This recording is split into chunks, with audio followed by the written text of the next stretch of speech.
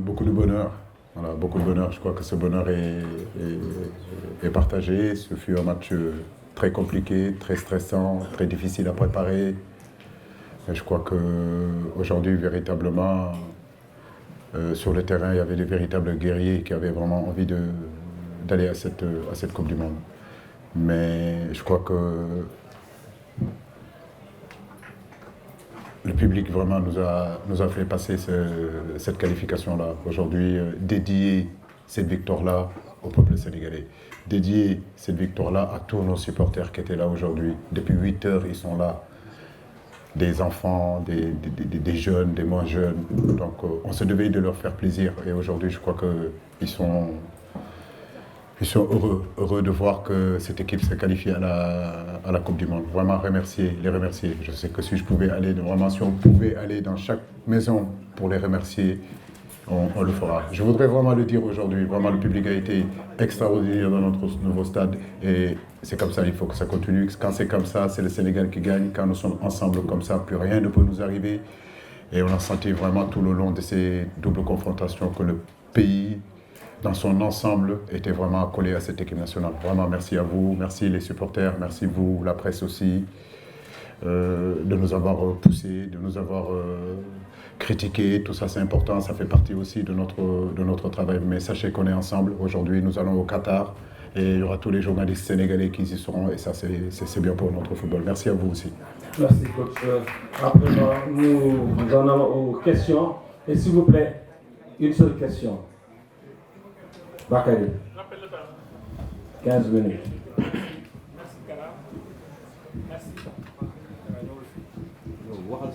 Ok, merci beaucoup. Bonsoir, félicitations coach. Merci. Après 2018, le Sénégal compose pour la deuxième fois de suite sa qualification, son ticket qualificatif à une phase finale de Coupe du Monde. Moi, je voudrais que vous nous expliquiez un peu le repositionnement de Sadio Mané. Vous avez fait du 4-2-3-1 votre système fétiche, mais le Sénégal a remporté la CAN avec le 4-3-3. Aujourd'hui, on a l'impression que vous êtes revenu à l'orthodoxie de ce que vous savez faire le mieux. Expliquez-nous un peu pourquoi Sadio a été ce point de fixation de la défense égyptienne. Merci. Merci Bakary. Vous donnez le micro à... Bonne question, une question technique, tactique. J'ai envie de dire que, bien sûr, que tous les entraîneurs au monde font en sorte que leurs meilleurs joueurs soient dans des meilleures conditions.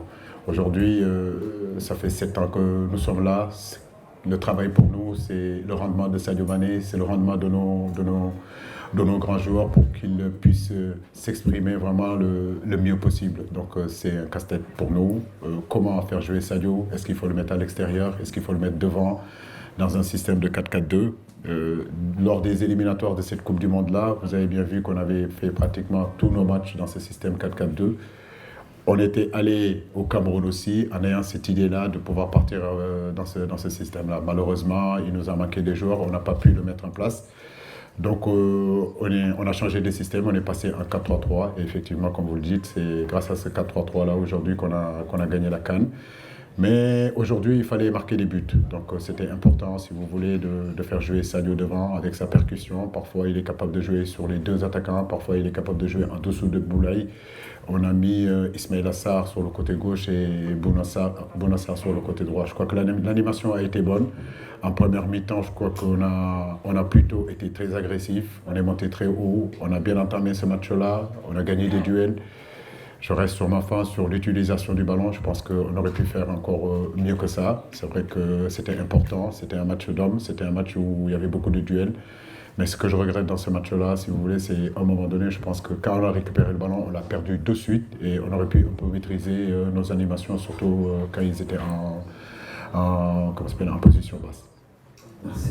Mais l'un dans l'autre, je pense que notre équipe est capable de jouer soit en 4-3-3, soit en 4-4-2 ou bien en 4-2-3-1, voire même à un moment donné, on avait réfléchi à penser en 3-5-2 sur cette rencontre-là. Mais ça aussi, c'est l'intelligence de nos garçons, c'est l'expérience de nos garçons. Si vous regardez sur le terrain, malgré Ce match très important, si vous regardez Edouard Mendy jusqu'à Boulaïdia, c'est des garçons qui sont expérimentés. On a un ballon d'or avec nous, on a des garçons qui ont joué, qui ont gagné la Champions League, donc je ne m'inquiétais pas sur la gestion des émotions, je savais qu'on serait à la hauteur de cette rencontre-là. Et ça c'est important, c'est la chance d'avoir vraiment des joueurs qui ont du vécu et qui ont de l'expérience. Merci. Non, c'est, comment dirais-je, Malik. Oui. D'abord, coach, félicitations par rapport à cette qualification aujourd'hui. Alors, la question, elle est la suivante. Alors, sur quoi s'est joué ce match, au-delà du public que vous avez évoqué tout à l'heure? C'était important pour nous.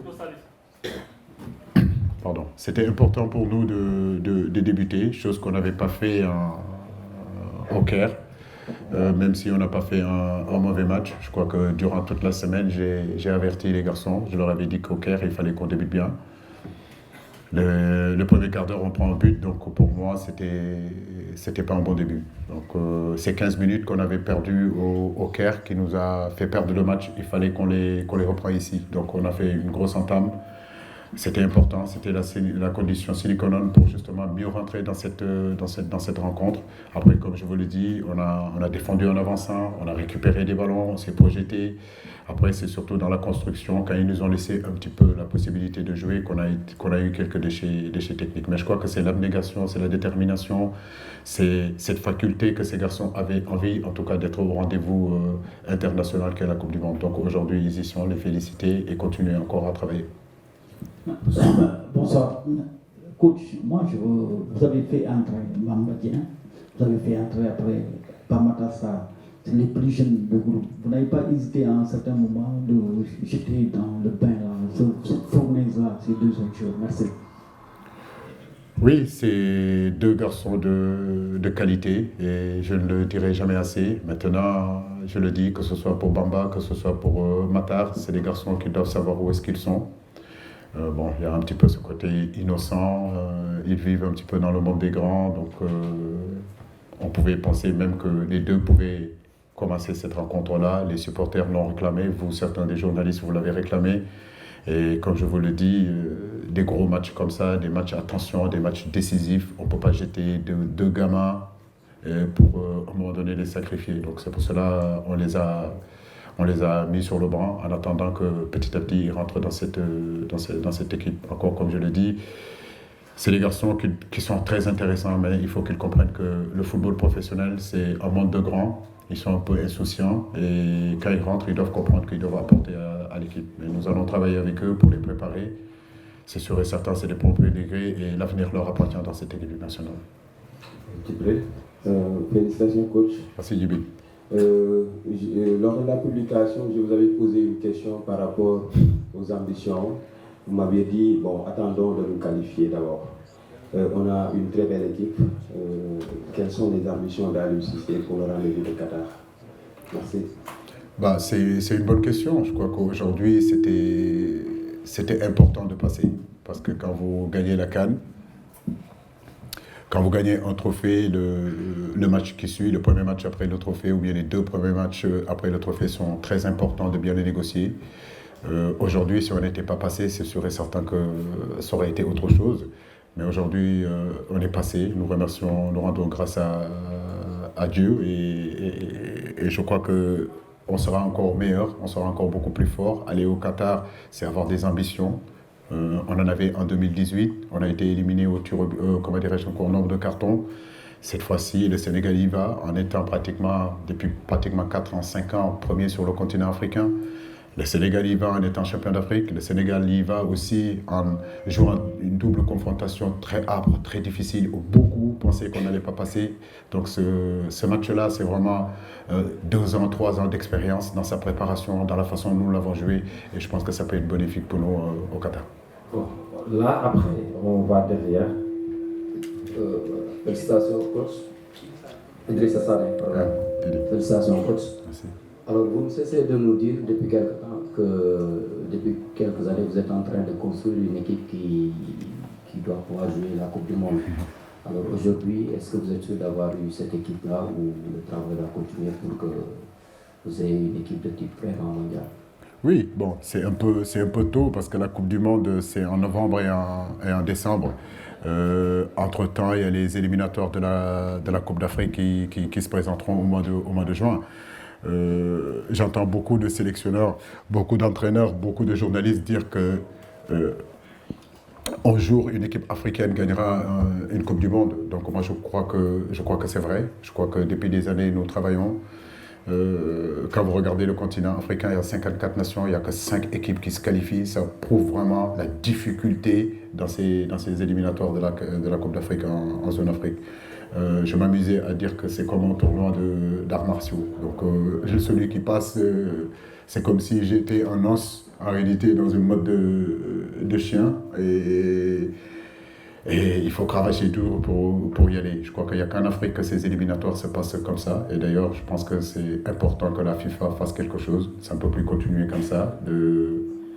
D'avoir 54 nations. Si vous regardez les 10 équipes aujourd'hui sur le continent africain, on a au moins une dizaine, douzaine d'équipes aujourd'hui, je suis désolé, qui sont éliminées et qui peuvent représenter le continent africain. Donc je pense que là aussi, la FIFA doit faire quelque chose pour que notre football compte. Maintenant, oui, si vous me dites que cette équipe-là est mieux armée pour aller à la Coupe du Monde, je vous dirais que oui.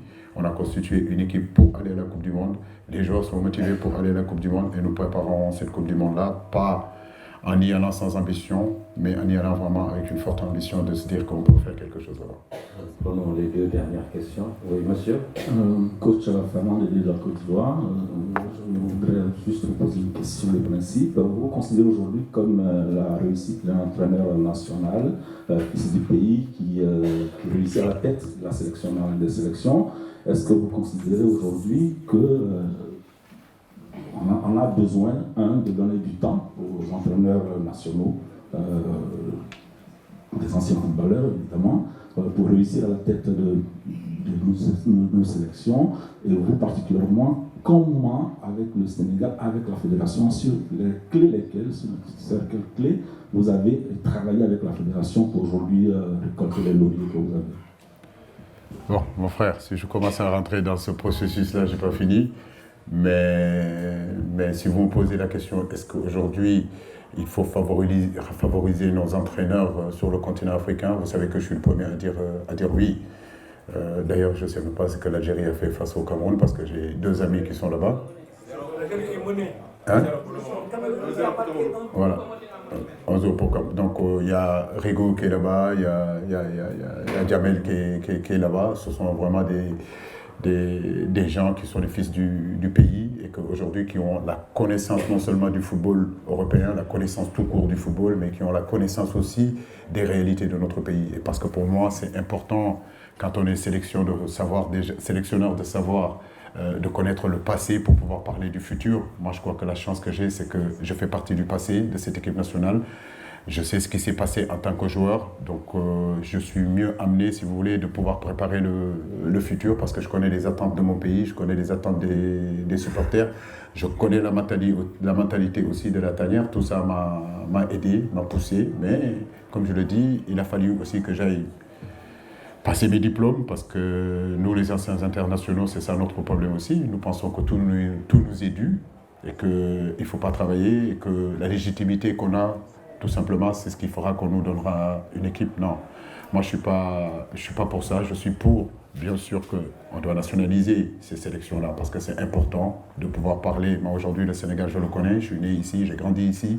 Les sensibilités, les attentes du pays, je les connais. Quand on perd, moi je ne rentre pas chez moi, je reste ici, je prends les critiques, je vis ici, je me réveille ici. Diamel Belmadi, c'est la même chose, il connaît les réalités de l'Algérie, il connaît les l'attente, il est ancré dans sa culture africaine. Et ça c'est important aussi. C'est des sensibilités qui sont importantes parce qu'on a des garçons aujourd'hui, il est important de leur expliquer où ils sont. Voilà, où ils sont, dans quel pays où ils sont, quelles sont les attentes de nos supporters. C'est au-delà aujourd'hui d'un simple match de football, la sélection. Donc oui, si vous me posez la question, est-ce que je préfère les locaux, les entraîneurs, qu'on leur donne la chance, mais il faut leur donner aussi le temps de pouvoir travailler. Il ne s'agit pas de faire une campagne et de dire que oui, regardez, de toute façon, on avait dit qu'il n'était pas bon, Il faut l'enlever et aller chercher un autre entraîneur. C'est impossible de faire des résultats si tous les 2 ans on change d'entraîneur. C'est juste pas possible. Et je pense que le Sénégal, à travers moi, c'est la chance que j'ai eue avec cette fédération-là, c'est qu'ils ont cru en moi, ils m'ont donné la possibilité de pouvoir travailler dans le moyen et le court terme, et les résultats sont là, nous allons continuer, et c'est un signal fort que j'envoie à tous les entraîneurs du pays. Cette victoire est pour eux. Demain, je ne suis pas là, ils seront là aussi, et ils guideront cette équipe nationale du Sénégal. Et ça, c'est important. Et une dame là, une dame derrière. Voilà, c'est moi qui ai le micro. Fatoumata Savané, RTS. Félicitations, coach. Merci. En fait, ce que je voulais vous dire, c'est que c'est vrai qu'on a un bon effectif, mais aujourd'hui, est-ce qu'on n'aurait pas besoin d'un tueur, entre guillemets, un renard de surface qui pourra marquer dans toutes sortes peut-être de conditions, mais quand même un tueur devant pour être plus efficace, mais surtout plus efficient quand on ira au mondial, parce qu'on aura besoin vraiment de buts pour progresser dans cette grande compétition. Merci. C'est vrai, l'essence du football même, c'est marquer des buts. On peut aujourd'hui avoir la possession, on peut aujourd'hui partir de derrière, construire nos occasions, ce qu'on a fait aujourd'hui. Mais les zones décisives dans le football, ce n'est pas les côtés, c'est la zone offensive et la zone défensive. Tout ce qu'on fait en préalable, en réalité, c'est pour être dans cette zone-là, et dans cette zone-là, il faut être efficace. C'est vrai qu'on peut être encore beaucoup plus efficace.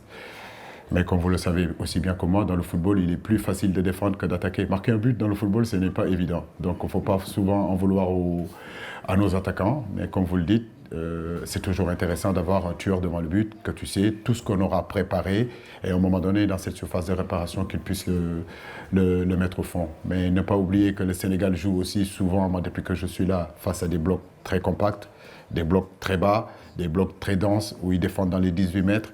Et dans ces 18 mètres-là, il est difficile, si vous voulez, pour un attaquant d'exister. Merci.